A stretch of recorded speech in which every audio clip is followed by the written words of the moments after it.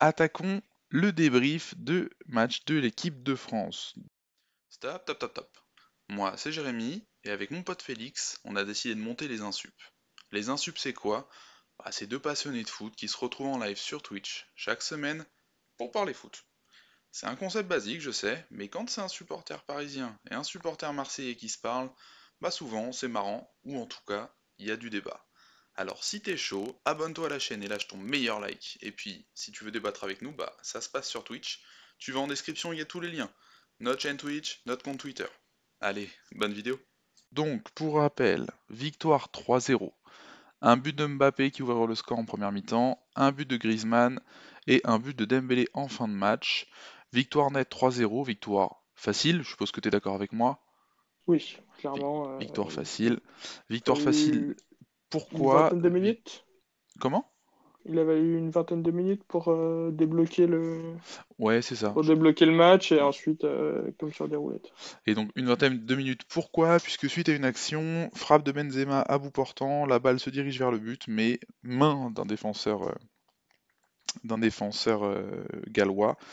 Penalty et double peine. Alors, moi je l'avais dit en rigolant à une bande de potes, ça en Ligue 1 c'est carton rouge. Bah, force est de constater que le carton rouge est également de vigueur en match amicaux. Alors on voit Béchir dans le chat qui nous dit carton rouge injuste, je trouve. Moi je trouve carton rouge injuste. Alors, si on regarde les règles du foot et les lois, la loi nous dit annulation d'un but suite à une intervention de la main, c'est penalty et carton rouge. On l'a vu lors du match, l'avant-dernier match de la saison en Ligue 1, le PSG Reims, avec une action, on va dire, à peu près similaire, où c'est Abdelhamid qui, en taclant, va arrêter le ballon de la main alors que le ballon allait rentrer. Il prend péno et rouge pareil. Dans les lois du football, c'est ce qui est écrit. Après, je trouve ça, comme toi, Béchir, complètement injuste. Fais, tu me donneras ton avis dans un instant. Je trouve ça hyper injuste, mais dans une logique d'euro et de préparation. Parce que l'équipe de France, comme le Pays de Galles, avait besoin de se préparer. On sait qu'en plus, nous, on n'a que 2 matchs cette saison. Le but du jeu, c'était que physiquement, on se confronte à une équipe qui soit prête pour l'euro et qui va jouer l'euro. Et qui, je le rappelle, est quand même demi-finaliste du dernier euro. Moi, je trouve ça non seulement injuste, mais surtout ridicule. Alors après, on sait que les arbitres, ils sont jugés, etc. Là, mais moi, je trouve ça ridicule de mettre carton rouge là-dessus. Ça flingue le match et ça flingue la préparation des deux équipes. Je suis assez d'accord. Justement, c'était la question que je me posais. On m'entend? Oui, oui, très bien, Oui. parfaitement bien. C'était la question que je me posais, c'était est-ce que dans un cas comme un match amical comme ça, les entraîneurs ils peuvent parler avec l'arbitre? Est-ce qu'il y a on sait qu'ils se mettent d'accord sur le nombre de changements, par Mm. exemple? Est-ce que sur ce genre de situation, il y a un petit briefing avant le match ou parce que là en fait il arrange personne. Je suis d'accord que dans un match en jeu, il y a rouge et s'il n'y a pas rouge, c'est scandale. Mais dans un match comme C'est ça où scandale à tu partir sais du que moment où tu c'est péno, je suis d'accord avec toi. Mais dans un match comme ça où tu as envie de jouer et de te fatiguer, entre guillemets, physiquement, Bah oui. face à une vraie équipe, ça fausse complètement l'intérêt du match En vrai, de le sortir. il y a un vrai enjeu de préparation, hein. Il y a qu'à le Et, voir, et- on en parlera tout à l'heure, mais l'Allemagne jouait contre le Danemark. Bon, c'est, on va dire, à peu près des équipes de niveau similaire, similaire, ouais. France-Allemagne et Danemark-Pays-Bas, où on sait que globalement, tu vois, c'est des équipes qui se ressemblent. La volonté Pays de Galles, Pays de Galles, J'ai dit quoi? Pays-Bas. Pardon, Pays de Galles, tu as raison. Pays de Galles, Danemark, on sait que c'est des équipes qui se valent à peu près. Tu sens que Deschamps et Love, ils avaient à peu près la même volonté, tu vois, sur ce match de préparation. On voit que contre le Danemark, l'Allemagne a fait un partout ce soir, a galéré de ce que j'ai pu lire. Je pense que c'était vraiment ça dont avaient besoin Deschamps et les Bleus. Alors après, pour la confiance, c'est très bien, on s'est mis en confiance. On a vu des beaux gestes, on va y revenir avec le deuxième but, mais euh, moi je trouve ça dommage. Je suis d'accord avec toi, Béchir, c'était un peu injuste pour la préparation. Et peut-être que. Enfin, en vrai, il faudra qu'on en reparle et qu'on le garde dans un coin de nos têtes, ça, parce que si la France se fait sortir, en vrai, et parce qu'on est à la ramasse physiquement ou parce qu'on se fait trimballer vers les équipes, il faudra peut-être y revenir à ce match-là. Moi, j'ai même pensé, au moment où il y a le péno, qu'il allait peut-être, entre guillemets, se mettre d'accord et qu'il allait juste sortir le joueur qui avait fait main et ils allaient rester à 11 contre 11, mais avec un autre mec. C'est un match amical, il y a aucun. Je sais pas Aucun enjeu, si c'est tu as clair. déjà regardé souvent des matchs de pré-saison, mais les matchs amicaux de pré-saison des clubs, c'est le genre de choses qu'on peut voir. Hmm. Où il y a vraiment, entre guillemets, tu réponds à aucune règle FIFA, quoi. Après, comme tu me le disais en avant-match, moi qui m'étonnais de voir la VAR dans un match amical, tu me disais ouais, mais c'est un match international. Et effectivement, comme c'est un match international, je pense que c'est compliqué, tu vois, d'agir comme ça. C'est pas un match de pré-saison de club arbitré à l'arrache, quoi, comme tu disais. Mais c'est ça, mais c'est un peu ridicule du coup parce que je pense qu'à la fin, Deschamps, même quand Deschamps dit oui, c'est normal et il a dit, j'y crois même pas quand il le dit. Je pense que même lui, il avait pas envie de voir un rouge. Bah, ça c'est sûr. Ça, c'est sûr et certain. Et Béchir qui nous dit il protégeait son visage. Alors, ça, alors autant sur la fin de ton Mmh. message, c'est pas un match en jeu, beaucoup de zèle de la part d'arbitre, on est tous d'accord. Sur le il protégeait son visage, je suis pas tout à fait d'accord, parce que sur le ralenti, on voit bien qu'il baisse les mains. Il y a vraiment un Ouais, mouvement, il y a un mouvement qui est pas naturel, et je pense que c'est ça surtout qui est sifflé. Parce que Benzema est très près. Si c'était juste de la protection, en vrai, je suis pas sûr que l'arbitre siffle péno, hein. Ou en tout cas, je suis pas sûr que la VAR l'appelle. Alors que là, pour moi, le mouvement induit qu'il y a vraiment une erreur manifeste de l'arbitre de ne pas le siffler. Arbitre du coup qui était Benjamin Nivet, comme me l'a souligné Félix par message, et ça m'a fait beaucoup rigoler pour ceux qui ont la ref en tête, hein, Benjamin Nivet, un ancien joueur de Ligue 1 d'ailleurs, parce que je crois qu'il a mis un terme à sa carrière cette saison, et Ouais, qui j'ai ressemblait vraiment entendu. physiquement à l'arbitre, c'était assez rigolo. Donc là, match tranquille du coup. Quand tu fais 1 heure à 11 contre 10, que Ouais, déjà tu es supérieur sur le papier avant le match, ça fait un peu beaucoup. ça c'est sûr. Dans les clés du match, toi, qu'est-ce que tu as retenu de ce match-là? Donc même si, enfin, s'il faut ressortir des choses, puisque c'est vrai que De c'était un toute match façon, tranquille, comme tu me l'as dit. les grosses instructions de ce match, ça va être tactiquement sur comment Deschamps veut jouer. Ouais, On imagine qu'il va garder le système qu'il a mis aujourd'hui alors c'est très et qu'il va y rigolo. avoir. C'est très rigolo ce que tu dis là, puisque je vais réafficher ce qu'on avait dit la semaine dernière lors de notre hebdo dimanche. On avait imaginé ce 4-3-3 là. Alors bon, les joueurs ont changé. Hop, je te partage mon écran FF comme ça, tu pourras suivre toi de ton côté. Les joueurs peuvent potentiellement changer. D'ailleurs, on a vu aujourd'hui que dans le 4-3-3 qu'on avait imaginé, nous, avec Fefe, on avait mis Kanté point de basse et Tolisso dans le milieu à deux avec Pogba un peu plus haut, dans ce 4-3-3 là. Au final, on s'est rendu compte aujourd'hui que dans le 4-3-3 imaginé par Deschamps, en tout cas on l'espère, la pointe basse c'est Tolisso. Et ça nous permet de faire un focus dès maintenant, parce que je sais que Félix était d'accord avec moi, on en a parlé par SMS pendant le match. Tolisso, moi, m'a particulièrement surpris. Un, par son niveau physique. Il faut savoir qu'il revient d'une grosse blessure avec une rupture d'un tendon là, au niveau de l'adducteur. C'était quand même.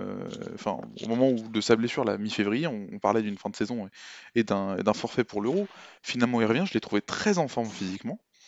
Et surtout dans un rôle que je ne lui connaissais pas. Alors, pour tous ceux qui verront ce live en replay ou non, ou en direct, je suis pas un supporter du Bayern, je ne suis pas régulièrement le Bayern Munich.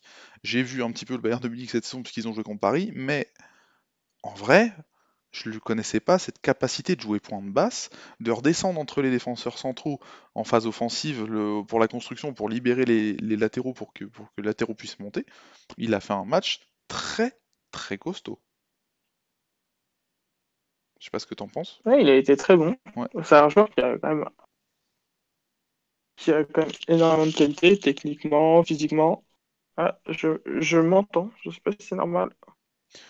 Bah écoute, moi on t'entend qu'une seule fois, donc je sais pas si t'as le stream d'ouvert ou si c'est. Bon, c'est pas grave. Ça va être dur de se Voilà. concentrer. Bel Euh, exercice. mais ce qui est sûr, c'est qu'il a plein de qualités. Il a toujours été un peu trimballé à plein de postes. Moi, je me rappelle qu'à Lyon, je l'ai vu jouer latéral Ouais. droit. Je me demande même s'il a pas joué défenseur central à un moment. Il joue un peu partout au milieu. C'est un mec qui peut vraiment jouer partout. Et du coup, je pense que peut-être pour ça que Deschamps a été le chercher malgré le manque de compète. C'est aussi pour ça. C'est aussi parce qu'il permet d'avoir cette possibilité au milieu de pouvoir changer et de faire avancer Kanté. Mm. Qui en fait, aujourd'hui, on se présente, contrairement en 2018 où on arrive avec comme meilleur joueur Griezmann Mm. et en meilleur joueur bis Mbappé. Je pense qu'il faut qu'on se rende à l'évidence que là, on arrive avec comme meilleur joueur Kanté. Ça c'est sûr que en tout cas il est dans le top 3, ça c'est une certitude. La base de l'équipe, c'est pas loin d'être Kanté. Notre équipe tiendra tant que Kanté peut tenir le milieu. Donc, Et du coup, c'est vrai que c'est Tolisso lui permet de le mettre dans les meilleures conditions. exactement. D'ailleurs, et ça rejoint l'interview au moment où il annonce sa liste. Il a dit le but du jeu, c'est de mettre mes meilleurs joueurs dans les meilleures dispositions à leur meilleur poste. Donc c'est intéressant de voir ça comme ça. Et c'est intéressant, et moi j'avais vraiment pas imaginé dans une analyse de la liste, j'avais pas imaginé voir Tolisso aussi bas. C'est une bonne Ouais, non, surprise. j'y avais pas pensé, surtout qu'on sait qu'à un moment, c'est Rabiot qui l'avait voulu mettre à ce Oui, poste-là. on sait que Rabiot il déteste Et jouer en fait, ici, ça a toujours Rabiot, été. ça avait été le même souci à Paris, il en veut pas. Et moi je pense que Rabiot a un volume de jeu pas assez important pour jouer là, alors un Tolisso aujourd'hui il a quand même galopé. Je connais pas les stats, mais pour un match à 11 contre 10 en amical, à mon avis, il a dû faire quelques courses quand même, hein. Donc bon. Je voudrais juste revenir sur un truc, parce que ça me donne une idée pour une discussion sur un des streams. Tu le disais, le poste de milieu de terrain, comme ça, un milieu de terrain un peu milieu axial, pas box to box, Ouais. pas meneur de genre trait, tu sais, un peu un milieu Xavi, axial. Non, t'as dit quoi? Xavi, non? Ah, Xavi, c'est vraiment un meneur de genre trait pour moi, parce qu'il distribuait Ah, vachement. Non, mais tu sais, les Tolisso, les Herrera, les joueurs comme ça qui jouent vraiment en général dans les milieux à 3 qui sont pas en pointe basse, mais qui sont pas non plus en pointe haute. Ce poste-là, hmm, on voit souvent les joueurs dépanner au poste de latéral, que ce soit latéral droit ou hmm. gauche en fonction de leur pied. Et c'est assez rigolo, je pense qu'il y a un parallèle à faire dans les qualités nécessaires pour jouer à ces postes-là. Ce serait intéressant, franchement, un jour d'en parler un peu plus dans le détail. On y reviendra, c'est pas le but du stream. Mais du coup, donc la France a démarré dans un 4-3-3. Alors, c'était encore une fois pour ceux qui viennent d'arriver sur live, c'était pas ces joueurs-là, on est d'accord. Parce que quand t'étais pas là, Coman n'était pas titulaire, c'était Benzema. Mais du coup, c'est assez intéressant puisque nous, on avait imaginé une autre composition, qui est celle-ci, le 4-2-3-1. Et à la sortie de Pogba et Tolisso, justement, et l'entrée de Coman et Sissoko, en fait, la France est passée en 4-2-3-1. Donc c'est assez Ouais, mais intéressant. avec un milieu qui, pour moi, est inutilisable en réalité. Ah bah ça c'est Le évident, milieu Rabiot-Sissoko, ah, mais c'est impossible. c'est ingérable face à un milieu en face composé de deux joueurs corrects. Je suis complètement d'accord avec toi, ce n'était possible Parce que que si Sissoko, face au Pays de Galles à 10 contre 11. Sissoko, en réalité, il devient de plus en plus bizarre. Enfin, moi, j'ai toujours dit qu'il n'avait pas de poste propre et que c'était un mec que tu mettais pour avoir du punch, avoir de la densité physique, etc. Mais compliqué de mettre un système autour de lui. Et du coup, Sissoko, ça devient de plus en plus un genre de côté que tu vas utiliser sur un côté Mm. pour bloquer un côté, etc. Et donc, dans un milieu à deux avec Rabiot, qui lui est plutôt un mec qui bouge pas beaucoup, mais très technique, c'est compliqué de créer du jeu avec les deux. Surtout qu'un Rabiot va relativement souvent se projeter, en plus, sur son côté gauche, En plus, oui. donc tu peux laisser des boulevards derrière, ça je suis complètement d'accord avec toi. Puis Sissoko a à peu près le même profil aussi. Mais ce qui était intéressant, c'est que par rapport aux compositions et aux animations qu'on avait imaginées, en fait, on se retrouve qu'au fil du match, Deschamps il a testé ça. Et ce qui est très rigolo, c'est qu'à la fin du match, quand il sort Griezmann et qu'il fait entrer Ben Yedder, on tombe sur la troisième qu'on avait imaginé, le fameux 4-4-2, où on avait en pointe Benzema Ben Yedder, on avait à gauche Coman, à droite Dembélé, et dans le milieu Rabiot Sissoko. C'est quand même assez rigolo de voir qu'en fait on avait des. Enfin, finalement, on n'est peut-être pas si nouilles en foot, On n'est pas si... et on a quand même deux, trois notions tactiques. Et on a vu qu'en l'espace d'un stream, finalement, on arrivait à retrouver un peu en un match amical pardon, les idées de Deschamps. De là à dire que Deschamps Après regarde que nos le... streams en replay, puisque je vous rappelle qu'on avait quand même annoncé Benzema, en tout cas qu'on le souhaitait et que pour nous dans nos listes il était essentiel, il a été appelé, on annonce les animations, elles sont effectuées au premier match amical, on commence à se poser des questions. Après, je suis assez serein sur le fait qu'à l'Euro, on ne verra pas Dembélé, Ben Yedder, Benzema et Coman en même temps sur un terrain. Ah, Quelles que soient les, ou alors quelles ça que veut, soient les situations. ou alors ça veut dire qu'on a gagné contre l'Allemagne et contre la Hongrie largement et que Deschamps fait tourner face au Portugal pour reposer les cadres. C'est Mais ça serait donc une excellente nouvelle. Mm. Mais non, on en a pas parlé, mais grosse information de ce soir, Ah. le latéral droit remplaçant, c'est Koundé. Alors, c'est rigolo parce que sur Twitter, j'ai vu des gens dire donc Dubois n'a absolument pas sa place dans le groupe. Bah, alors déjà, On en avait parlé après la liste c'est où ça. il avait dit, on en avait parlé après la liste en disant, oui, il avait parlé de Koundé latéral droit, il avait émis la possibilité, etc. En fait, il est là pour ça. Et je trouve que c'est une très bonne chose. Et peut-être même qu'il deviendra Oui. titulaire. Parce que ça va Ah, me mais permettre je sais d'ouvrir que. le dossier tant attendu et qui est pour moi, enfin, c'est un miracle qu'on ait gagné une Coupe du Monde avec Pavard titulaire. Moi, je maintiens ce discours depuis 3 ans. C'est un joueur pour moi, c'est un bon joueur, mais c'est pas un joueur de niveau international, très loin de là. C'est un joueur très limité offensivement, c'est un joueur que je trouve moi très limite défensivement. Et il fait sa carrière post-Coupe du Monde exclusivement sur son but en quart de finale contre l'Argentine. Soit dit en passant, Alors, ce but est magnifique. Voilà, ça c'est mon avis. Je sais que t'as peut-être pas forcément, tu seras peut-être un petit peu c'est pas plus ça, nuancé. c'est quand tu dis que c'est incroyable qu'on ait gagné une Coupe du Monde dessus. Je te prends en prémisse du quiz de tout à l'heure, qui est le latéral gauche titulaire de l'Allemagne quand ils sont champions du monde. C'est Euvedes? C'est Evedes. Je suis En tant monstrueux que par contre. mec un peu. Ah oui, c'est très très fort. Je t'avoue que moi j'étais persuadé que c'était Metzelder. Je savais que c'était un central qu'il avait fait jouer à gauche. Et je me souvenais plus que c'était Bénédicte Evedes. Bénédicte Euvedes, ouais, c'est vrai. Non mais Et comme quoi en fait, faut sortir un latéral improbable pour, pour mais être pour être champion du monde. mais c'est dire que c'est pas pire que Pavard. Enfin, Non, c'est pas mieux que Pavard, effectivement. c'est un peu pareil. Après, Pavard, l'avantage, c'est que ça reste quand même un mec propre techniquement. Il a du coffre, il a du volume de jeu, je le reconnais tout ça, hein. J'étais un peu provocateur avant. C'est pas non plus atrocissime, mais moi je trouve que c'est pas un latéral de niveau international, malheureusement. On l'en a parlé déjà plusieurs fois dans nos streams. Le poste de latéral droit, plus même, je trouve que le poste de latéral gauche, en tout cas en équipe de France, c'est le désert absolu, hein. Il n'y a qu'à voir Dubois. Dubois, je l'ai pas vu finir un match depuis le début de la saison, donc je vois pas comment il peut remplacer. En vrai, Koundé a une vraie carte à jouer. Parce que de ce que j'ai vu, alors encore une fois, hein, on va remettre dans le contexte, les Pays de Galles, complètement cramés, à 10 contre 11, certes, il a joué une mi-temps, Koundé, bah, il n'a pas été dégueu du tout. Moi, je le trouve propre techniquement, il a pris son couloir, etc. Bon, il y a des centres qui sont Offensivement, arrivés, il fait pas pire que Pavard. bah voilà, il l'a pas fait pire que Offensivement. Pavard, exactement. Alors que défensivement, Pavard en première mi-temps, moi, il m'a fait des frayeurs, hein. Alors ok, ça a été Neco Williams et James en première mi-temps sur son côté, c'est pas les plus faciles à défendre, je veux bien, mais bon, en face, Hernandez, il avait Bale, il s'en est parfaitement sorti, hein.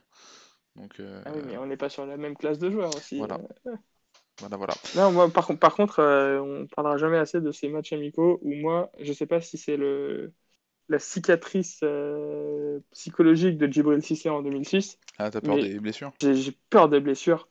Ce Tolisso, tu disais tout à l'heure, Tolisso, il est en forme, etc. À un moment, je l'ai vu s'étirer un peu le genou. Ah, J'ai flippé. J'ai vu Dean s'échauffer en première mi-temps. J'ai commencé à regarder Lucas Hernandez. C'est la panique de la blessure. c'est peut-être pour ça qu'il a voulu faire que 2 matchs, Deschamps, en fait. C'est la panique de la blessure parce que là, tu te retrouves quand même. Si tu Bah, perds Hernandez maintenant, tu te alors, retrouves quand même bien embêté, hein. alors après, je t'avouerai, il y a quand même des postes où je serais plus emmerdé que d'autres, hein. Parce que tu vois, Bah, en vrai, si même hmm. truc horrible, hein, et c'est horrible ce que je vais dire, mais tu peux au moins un Mbappé sur blessure. Alors, c'est la misère parce que t'as personne du niveau de Mbappé. Ça, je suis bien d'accord. Mais dans les joueurs Hmm. similaires, t'as quand même des joueurs de niveau, bon, on va dire top 15 mondial, quoi, à leur poste. Je pense à un Coman, à un Dembélé, tu vois, tu sais que tu peux t'en sortir. Si demain t'as un Ouais. Kanté qui se pète, ou un Pogba qui se pète, ça va être chaud pour l'Euro quand même, hein. Ouais, je suis d'accord qu'on est plus fourni devant. Ou Et comme- encore, je pense que Mbappé, c'est celui dont on a le plus besoin parce que c'est celui qui accélère le jeu. Alors effectivement, après un Coman, je pense, on l'a vu, il peut bien dynamiter aussi le match Après le problème c'est qu'encore une fois, là, c'est un peu tronqué la vision qu'on a si on analyse ce match-là, puisque on était un match amical, on était en seconde 10, donc on peut pas se rendre compte. Après, on a affronté une équipe fatalement recroquevillée, alors qu'on sait que l'Allemagne-Portugal, ça se jouera pas comme ça. Moi, je pense qu'on sera meilleur face à des nations comme l'Allemagne et le Portugal, un peu à l'image du Paris Saint-Germain. Je pense que la France sera meilleure en contre ou en tout cas en jeu de transition rapide, avec, comme tu dis, des Mbappé, des Griezmann, des Benzema, en pivot relais, enfin pas pivot, il a pas pris, enfin c'était pas vraiment pivot, mais en appui remise un peu neuf, qui décroche beaucoup. Ça, dans un jeu de transition rapide avec un Mbappé qui se projette derrière, ça peut être une dinguerie en vrai, hein. Ouais, c'est sûr qu'en contre, on va être On va être fort. injouable. Béchir qui nous dit Dembélé très dynamique aussi vers la fin. C'est vrai que Dembélé a fait une très bonne entrée. D'ailleurs, son but, après la Ouais, magnifique enchaînement de Benzema, il est pas simple du tout à mettre, hein, parce que la balle revient ouais. vite sur le poteau, elle est pas au ras du sol, faut l'assurer. L'angle, il est pas non plus ultra évident. De mémoire, il la met pied droit, alors qu'en théorie, il est gaucher. Bon, joli Ah non, but. Franchement, joli but. mais non, il est pas gaucher. Je sais plus s'il est Il est droitier ou des deux gaucher. pieds. Voilà, exactement. Petite référence à VG Dream. Mais, mais en tout cas, enfin, même s'il a les deux pieds, elle est quand même vraiment pas simple à mettre et c'est un joli but. Non, mais je pense que ça sera le. Moi j'ai quand même toujours espoir qu'on commence pas avec un 4-3-3, mais qu'on ait le 4-2-3-1 avec Coman Ouais, pour le bah, premier match. il faut, ouais, il Je faut. l'espère. Alors, Faut l'essayer. Pour moi, on doit mettre tous les meilleurs joueurs sur le terrain et ce 11-là avec Coman à droite, Mbappé à gauche, Griezmann et Benzema devant et Pogba Kanté au milieu, il permet d'avoir tous tes meilleurs joueurs hmm, et en plus tous à leur poste. Mais bon, mais moi je pense qu'il le fera pas. Il le fera pas parce qu'il c'est. peut pas se permettre de commencer par une défaite. Mais ouais. Donc il bétonnera. Et connaissant Deschamps, il bétonnera. C'est une quasi-certitude. Je pense qu'il démarre avec un 4-3-3 face à l'Allemagne. Il fera 4-3-3 face à l'Allemagne. S'il y a victoire contre l'Allemagne, je pense qu'il passera sur son 4-2-3-1 face à la Hongrie. S'il y a défaite ou nul, il restera sur son 4-3-3 face à la Hongrie en fermant le jeu, il n'y aura pas un gros score. Et si on est contraint à faire un score face au Portugal pour espérer s'en sortir, il sortira son 4-2-3-1 pour essayer d'aller marquer des buts. J'en suis quasiment sûr. C'est un peu dommage, mais oui, en Ah, réalité, je serais je dégoûté pense aussi, hein. aussi que tu as raison, hein, mais Mais je serais dégoûté, surtout, moi. surtout si c'est pour nous imposer Rabiot, quoi. On est d'accord que je le réaffiche, mais pour moi, l'équipe type de l'équipe de France à l'heure actuelle, c'est ça. C'est celle que j'affiche à l'écran. C'est-à-dire, c'est la défense classique, Pod Bakanté et les quatre dont tu as parlé il y a 5 minutes. Pour moi, c'est une certitude et une évidence, ça doit jouer comme ça. Après, j'ai quand même l'impression que dans la tête de Deschamps, Coman Mbappé, ça joue au même poste. Ça peut Oui, peut-être chacun un dégoûter. côté. Coman, il est vraiment resté à gauche. Mbappé, il a fait pointer gauche. Pas sûr, hein. Pas sûr. Pour moi, au Bayern, Coman joue à gauche. Ouais. Mbappé a joué à droite pendant toute la Coupe du Monde Toute la dernière, Coupe il du est Monde. capable de Mais le faire. d'ailleurs, Mais je crois qu'ils lui ont posé oui, la question à Deschamps. oui, et Deschamps a dit aujourd'hui, il joue plus à droite en club, donc enfin, c'est plus forcément une option, mais Mais d'ailleurs, c'était dans Top of the alors, Foot qu'il l'a dit. Et il a dit, je sais que si je lui demandais, il le ferait, mais c'est pas l'idée. Donc oui, ça sent pas bon, quoi. mais Lucas Hernandez, il préfère jouer défenseur central aussi. C'est vrai. C'est vrai, c'est vrai. Et aujourd'hui, après Kimpembe était bon aujourd'hui. Il a été très très fort aujourd'hui. Alors, il s'est fait prendre une ou deux fois, notamment au niveau de la vitesse, mais par contre, il a été bien meilleur que Varane, soit dit en passant. Varane que j'ai Bah, de trouvé toute façon, vraiment, vraiment perdu, pour le coup, par moment. Va- ouais, Varane, ça sera toujours un peu une énigme parce il est exceptionnel quand il a un grand patron à côté de lui et toujours un peu du mal à assumer ce rôle-là. Toujours un peu de mal à assumer le rôle de patron de défense. Donc avec Kimpembe, on attend quand même plutôt que le leadership vienne de Varane. Après, Mais ça peut se révéler, hein, ça peut dans ouais, les Presco, personnalités. Presco, il peut être Kimpembe, fort, hein. c'est un capitaine, il a été capitaine pendant des années et des années en jeune au PSG. Donc Mm. Et c'est le vice-capitaine de l'équipe aujourd'hui, hein, derrière Marquinhos, c'est vrai. pour l'instant. On va voir ce qu'a négocié Neymar dans son contrat. Ou Mbappé s'il prolonge. Qu'est-ce que je voulais dire d'autre? T'avais autre chose à dire sur le match en lui-même? Parce que moi j'ai juste une réflexion avant de passer au quiz derrière, mais si t'as d'autres choses à dire sur le match, Hum, à part que non, je Benzema vais a été parler des maudit blessés. tout le match. Oui, mais moi j'ai un petit problème. Enfin, attends, on en a parlé tout à l'heure ensemble, mais moi je c'est pas du tout contre Benzema, mais j'ai pas trop aimé qu'il laisse le penalty, que Griezmann laisse son penalty parce que on est sur un match de préparation. On va avoir des penalties on risque d'avoir des penalties pendant la compète. Ça devrait être le tireur de la compète qui les tire. Et du coup, je pense que ça continuera d'être Griezmann. Je sais pas. Ou alors aujourd'hui on nous annonce qu'on change de tireur de penalty, ça peut être ça aussi. Ah, aux commentaires tout à l'heure, ils ont dit ah, Griezmann a laissé le penalty à Oui, Benzema. voilà, c'est pour ça que Mais j'ai pas vu les images, c'est moi. pour. Enfin, sur les images, j'ai juste vu Moi non Karim plus. prendre le ballon. J'ai pas vu Griezmann dire vas-y go, tu vois. Donc peut-être qu'effectivement c'est Karim qui tire maintenant, je sais pas. Si Karim tire, très, très bien. Bah très bien, faudrait juste qu'un jour ou C'est l'autre ils sur commencent à planter leurs pénaux, parce qu'il faudrait que je fasse les stats là rapidement, mais je crois que Ah oui, sur les 7 ou il 8 reste derniers Qatar, hein. pénaux, on a dû en rater 4 ou 5, donc Ouais, ça ouais, commence à être on est compliqué quoi. assez Qatar, ouais. Après, il y a quand Mais même ça, un des attaquants français qui a juste jamais raté un penalty en carrière, hein, mais bon. et encore une fois, il n'a jamais été tireur numéro un. Falcao, encore il une était à fois, les gens ils sont pas Monaco. dans nos échanges par message. Je parle d'Mbappé évidemment, mais Mbappé qui ne tire pas les pénaux en club, mais qui en a quand même tiré une bonne quinzaine en carrière et qu'on n'a jamais raté, contrairement à Griezmann et Benzema. Non, blague à part, effectivement, mais je suis d'accord avec toi. Je comprends ta logique dans une démarche de, de préparation, bah, c'est con de pas aller au bout et de pas faire de pas laisser la possibilité à ton tireur de penalty de se préparer également, parce qu'on est Mm. quand même dans un match, et dans un match il y a une certaine forme de pression, même s'il vient d'avoir carton rouge et que tu es 11 contre 10 et que tu sais très certainement que tu vas gagner et que tu vas gagner tranquillement parce que c'est un match amical, c'est un peu Et qu'ils dommage. avaient envie de faire marquer Benzema. Bah, et Il y avait tout un objectif collectif de faire marquer Benzema. Ça c'est s'est vu après. c'est exactement ce que Sur... vient de dire Béchir dans le chat. Peut-être que c'était pour marquer le coup, c'est quand même le retour de Benzema et le péno est Ouais, provoqué par lui, c'est vrai. C'est il y vrai, avait c'est vrai. un objectif collectif de le faire marquer et ça s'est accentué tout le match au Ouais, moment où Mbappé a marqué. Mais c'était histoire de faire marquer les trois. ouais, Et ils n'ont pas réussi. Tant pis, en réalité, on s'en fout. C'est pas le but de ceux d'aujourd'hui qui est important. C'est que Karim, il les mette pendant la compète. exactement.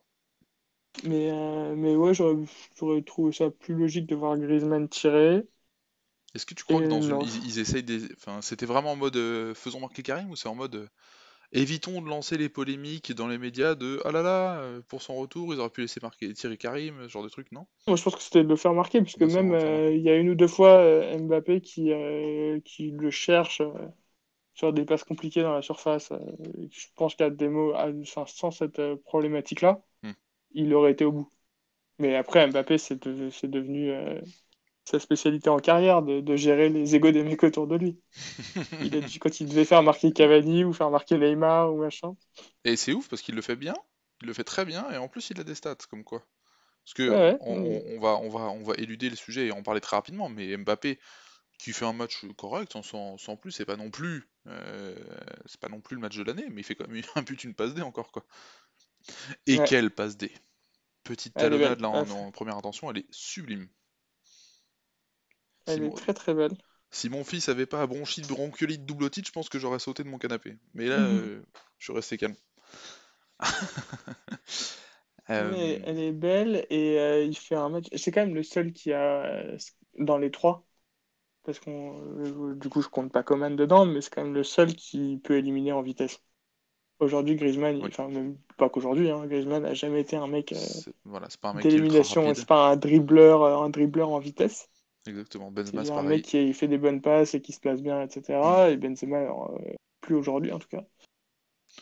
Mais Mais même plus jeune, c'était surtout un finisseur de mémoire au en début de Ligue 1, sa carrière. en Ligue 1, Ouais, de il marge. était tellement au-dessus Ouais, bien sûr. que oui, si il l'éliminait et tu le mettais sur un côté, il pouvait passer pour Cristiano Ronaldo. Ouais, ouais, non, ça c'est sûr. Ouais, t'as raison. D'ailleurs, Il était c'est rigolo incroyable en parce Ligue 1. il s'est vachement excentré en fin de match, ça me faisait bizarre. En plus, je suivais ça en WhatsApp avec les amis du Canal Football Club qui me disaient, on avait on avait Max que je salue qui avait parié sur un but de Benzema et qui était dégoûté parce que surtout en fin de match il s'excentrait vachement. Alors après c'était pour entrer et pour enrouler, on l'a vu d'ailleurs sur une frappe à 5 minutes de la fin qui passe pas très loin de la lucarne, mais c'est rigolo, tu vois, tu sens que c'est quand même des réflexes de formation, de Mhm. s'excentrer pour repiquer dans l'axe, etc. Et peut-être presque même des réflexes de quand on y jouait à deux devant à un moment donné en bleu ou à Lyon quand il était plus jeune, c'est rigolo de voir À comment Lyon, c'était. il avait passé un long moment excentré, puis c'était Ouais, avec Fred dans l'axe. ouais, tout à fait. Enfin, pour faire jouer Fred dans l'axe, il avait passé sur un côté et ça marchait très très bien. Exactement. En même D'autres choses temps, à dire encore sur une le fois. match en lui-même avant que j'apporte ma dernière thématique, enfin en tout cas la dernière réflexion que je voulais avoir et que je voulais avoir ton avis dessus. Non, je pense que moi je suis complet. T'as Béchir qui nous dit dans le chat, je vous suggère de revoir la demi-finale de 2017 Oui, en LDC oui, avec Benzema qui est contre Ah, c'est contre l'Atlético? c'est l'Atlético, ouais. Ah ouais, celle-là, elle est magnifique. Béchir, pour le prochain stream, tu m'y fais penser, je te remets le petit clip juste pour toi. Blague à part, je voulais juste terminer sur une chose, c'est qu'on sait que dans les grandes compétitions, et d'ailleurs j'espère le voir faire des dingueries comme ça à l'Euro, et grave, nous aussi tous, hein. C'est puis de tous les matchs, et s'ils peuvent tous le faire une fois par match, on prend. Donc je disais, on sait que pour gagner une grande compétition, de nos jours, dans le football moderne, c'est souvent la meilleure défense qui l'emporte. Ça a été le cas en 2014 avec l'Allemagne, je pense que ça a été le cas Mhm. en 2018 avec la France, qui avait une défense très solide. On verra à l'Euro. Bon, l'Euro 2016, c'est un peu une anomalie parce que Ah si, bah le non, ah Portugal peut non, sortir l'Euro 20 2000. fois. Oui, mais ça reste, là, c'était une défense. Ah, pour le coup, s'ils avaient une qualité, ils en avaient pas beaucoup, hein. Ouais, c'est vrai qu'ils n'en ont pas pris beaucoup, le Portugal. S'ils ont bien Sauf une contre qualité, c'est Le qu'ils Pays avaient de une Galles. grosse défense. Mais du coup, on voit que sur les dernières grandes compétitions, c'est souvent la meilleure défense qui l'emporte. Je vais être tout à fait franc, avec le match que j'ai vu ce soir à 10 contre 11 face à un Pays de Galles qui était donc forcément fatigué après machin, je suis quand même relativement inquiet de la défense. Alors, ok, on n'avait pas le meilleur milieu de terrain pour soutenir la défense, mais on a un Hugo Lloris aujourd'hui qui fait encore 3-4 parades monstrueuses. Franchement, si on en prend un ou deux, c'est pas un scandale, hein. Non, non, surtout qu'ils ont pas, il a pas arrêté de le dire, Marc Breton, pendant tout le match. Mais c'est vrai que Daniel James était bon. Ouais, Ils ont un peu fait une fixette dessus. mais en même temps, Euh, c'était le seul offensif en seconde mi-temps c'est vrai. qui crevait l'écran.